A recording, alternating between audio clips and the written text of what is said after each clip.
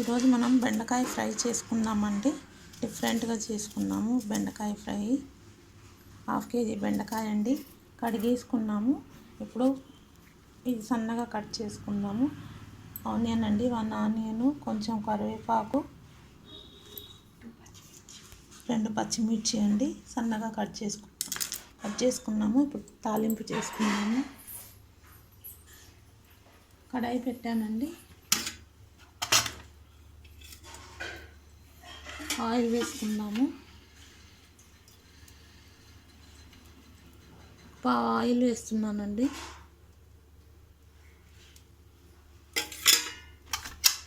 Oil heat అయ్యాక మనం ఆవాలు జీలకర్ర వేసుకుందాము. ఆవాలు జీలకర్ర, ఆయిల్ హీట్ అవ్వాలి. ఆవాలు వేసుకుంటున్నామండి. 1/2 స్పూన్ ఆవాలు, జీలకర్ర,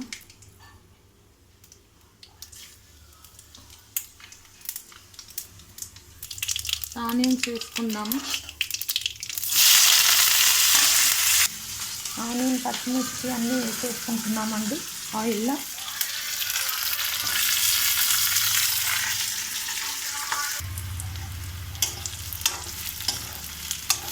గోల్డ్ కలర్ వచ్చిందండి. ఇప్పుడు మనం పసుపు వేసుకుందాము.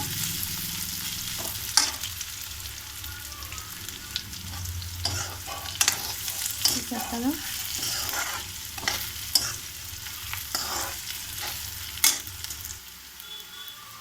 పసుపు వేసుకుందామండి.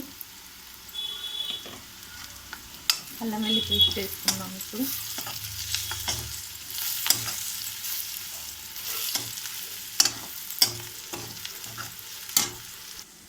అల్లం వెల్లుల్లి పేస్ట్ వేసుకుందామండి. పచ్చి వాసన పోయా కొంచెం కలిపేసుకుందాము.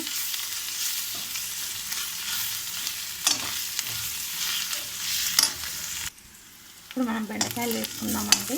కట్ చేసుకుందాం కదా, బెండకాయలు సన్నగా వేసేసుకుందాము. అన్ని బెండకాయలన్నీ వేసేసుకున్నామండి. ఇప్పుడు కలిపేసుకుందాము.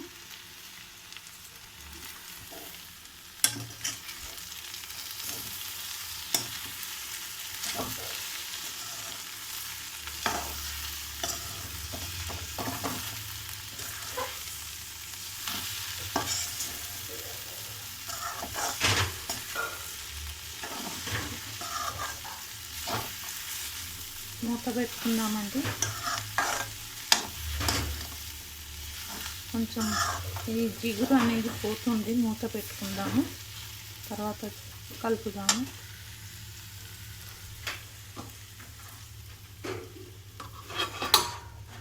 టూ మినిట్స్ తర్వాత చూద్దాము. చూసారండి, ఇలా ఫ్రై చేసుకున్నాం కదా, ఉడికిపోయింది. ఇప్పుడు మనం జిగురు అంతా పోయింది. ఇప్పుడు మనం ఉప్పు కారం వేసుకోవాలండి. ఇప్పుడు మసాలా నూరుకుందాము. వెల్లుల్లి, 1 స్పూన్ కారం అండి, సాల్ట్ వేసుకుందాం. సాల్ట్ అండి, మిక్సీ పట్టుకుందాము. ఇప్పుడు ఇది బరకగా పట్టుకుందామండి. మిక్సీ మసాలా పేస్ట్ చేసామండి, వేసేసుకుందాం. బరక ఇలా వేసి కలిపేసుకోవాలి.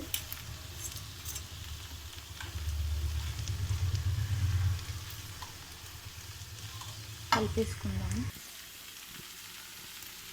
బెండకాయల కారం, వెల్లుల్లి కలిపేసుకున్నామండి. చూసారు కదా, ఇలా కలిపేసుకున్నాము.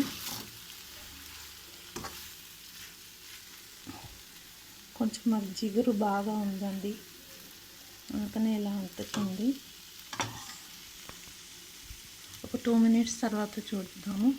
2-3 మినిట్స్ కారం అంతా మిక్స్ అవ్వాలి కదా.